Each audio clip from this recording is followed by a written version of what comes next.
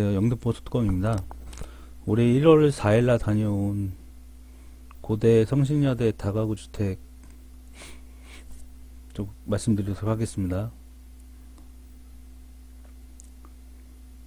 고대랑 성신여대 가보시면 아시겠지만 일반적으로 그 다가구 주택들이 많고요.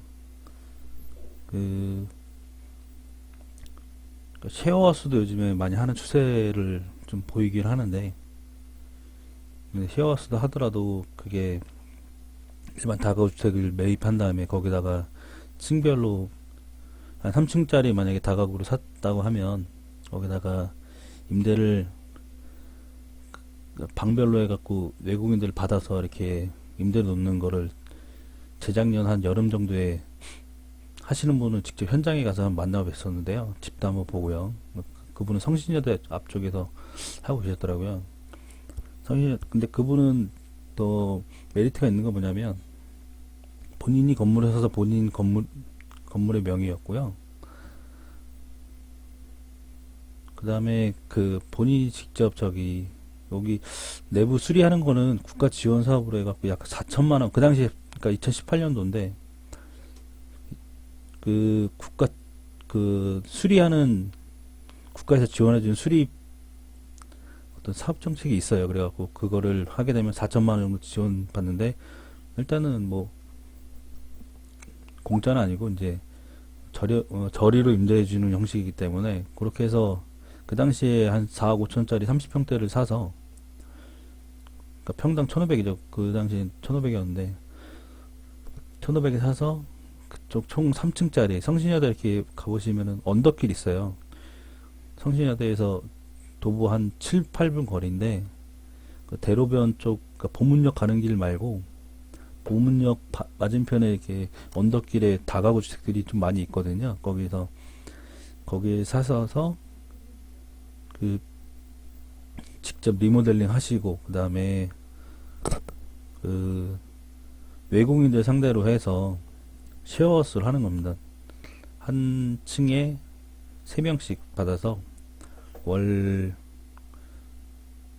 월세만 한 달에 딱 300 정도 찍는 수준으로 해서 깔끔하게 하시더라고요. 그래서 이게 더 중요한 거는 월세뿐만 아니라 집가 상승도 같이 있어갖고 다가구주택이 또 매도하게 되면 또 그 말은 수익이 나니까 일석이조의 효과를 얻을 수 있다고 생각을 해서, 저도 다가구 쪽을 좀 많이 알고 있어갖고 운영도 예전에 해봤고, 그래서 좀 관심을 갖게 돼서 이제 하게 되면 어디를 하게 될까, 그래서 고대나 성신여대 한번 가봤고요.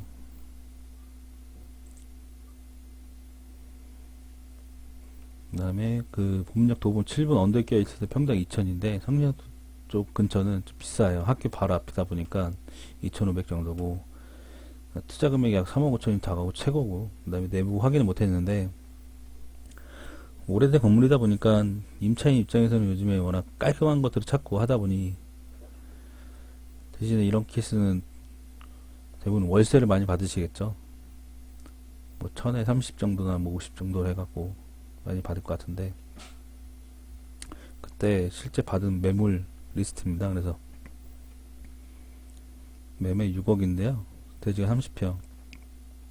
층별로 해갖고, 여긴 일단은 다가구 주택 사시려면 좀 더 메리트 있는 거, 지층이 있는 걸 사는 게 가장 크죠. 영향도 크고요.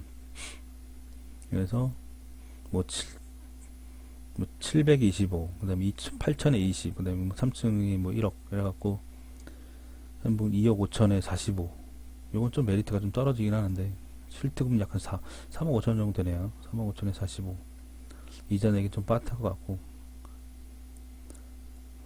그러니까 대부분 주인이 같이 살면은 좋긴 한데, 안 사는 것도 근데 다가오는 그거 아셔야 될 게, 만약에 월 300 정도 수익이 들어온다면 거의 한 100 정도는 매달 수리비가 나간다고 보셔야 될 것 같습니다. 그 다음에 다른 거는 한 7억 2천인데, 보증금 5천에 이제 월세, 이게 좀 작은 거고요. 그리고 연식이 조금 덜 된. 근데 여기 다가구 주택들의 대부분 특징은 2000년식도 없어요. 거의 95년식. 90년대부터 95년 사이가 제일 많습니다. 어찌 할 수 없는 그런 것도 좀 있기도 하고요. 그렇다고 그걸 뭐 부셔서 뭔가 건물 짓기도 참 애매하고. 그 다음에 이게 좀 메리트가 있던 건데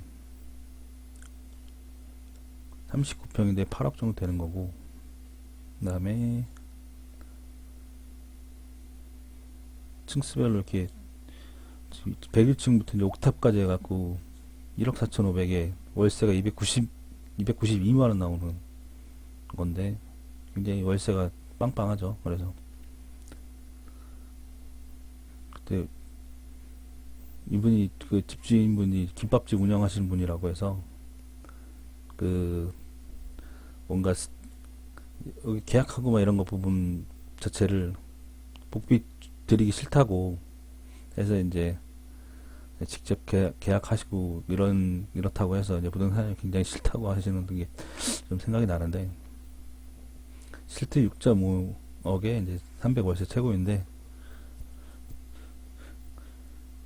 나중에 그 한 50대 중후반 정도 가면은 월세 세팅을 해놓는 게 가장 중요할 것 같아요. 그래서